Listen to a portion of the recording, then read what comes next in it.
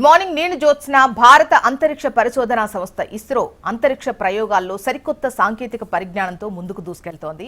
ఈ నేపథ్యంలోనే తిరుపతి జిల్లా షార్లోని 2వ లాంచ్ ప్యాడ్ నుంచి LV-M3 M6 అనే బాహుబలి రాకెట్ ప్రయోగం ద్వారా బ్లూబర్డ్ ఉపగ్రహాన్ని పంపనుంది. ఇవాళ ఉదయం 8:54 కౌంట్ డౌన్ 0కు చేరుకోగానే నిప్పులు విరజిమ్ముతూ నింగిలోకి చేరనుంది. సుమారు 15 నిమిషాల 7 సెకండ్లలో ఈ ప్రయోగాన్ని పూర్తి చేసేలా సైంటిస్టులు రూపొందించారు. బాహుబలి రాకెట్ ద్వారా అమెరికా దేశానికి చెందిన AST స్పేస్ మొబైల్ సంస్థ రూపొందించిన 6.5 టన్నుల బరువు కలిగిన శాటిలైట్ ను ప్రవేశపెట్టనున్నారు.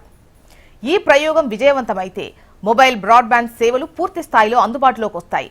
బ్లూబర్డ్ శ్రేణి ఉపగ్రహం ద్వారా ప్రపంచవ్యాప్తంగా నేరుగా మొబైల్ బ్రాడ్బ్యాండ్ సేవలు విస్తరించనున్నాయి. గతంలో పంపిన శాటిలైట్ల కంటే ఈ శాటిలైట్ 10 రెట్ల అధిక సామర్థ్యంతో పనిచేయబోతుంది.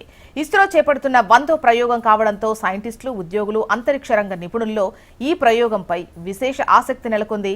రాకెట్ ప్రయోగించనున్న నేపథ్యంలో షార్లో పటిష్ట బందోబస్తు చర్యలు చేపట్టారు.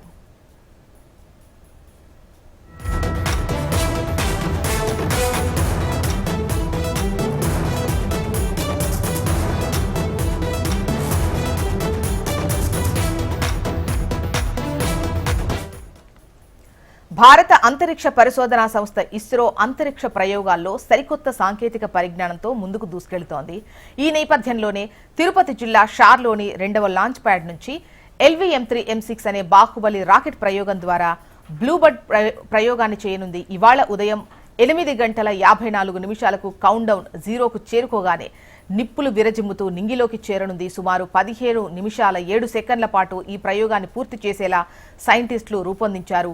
బాహుబలి రాకెట్ ద్వారా అమెరికా దేశానికి చెందిన AST స్పేస్ మొబైల్ సంస్థ రూపొందించినటువంటి 6.5 టన్నుల బరువు కలిగిన శాటిలైట్ ను ప్రవేశపెట్టబోతున్నారు.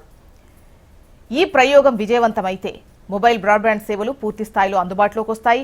బ్లూబర్డ్ శ్రేణి ఉపగ్రహం ద్వారా ప్రపంచవ్యాప్తంగా నేరుగా మొబైల్ బ్రాడ్బ్యాండ్ సేవలు విస్తరించబోతున్నాయి. గతంలో పంపినటువంటి శాటిలైట్ కంటే ఈ శాటిలైట్ 10 రెట్ల అధిక సామర్థ్యంతో పనిచేయబోతుంది. ఇస్రో చేపడుతున్న 100వ ప్రయోగం కావడంతో శాస్త్రవేత్తలు, ఉద్యోగులు, అంతరిక్ష రంగ నిపుణుల్లో ఈ ప్రయోగంపై విశేష ఆసక్తి నెలకొంది. రాకెట్ ప్రయోగించనున్న నేపథ్యంలో షార్లో పటిష్ట బందోబస్తు ఏర్పాటు చేశారు.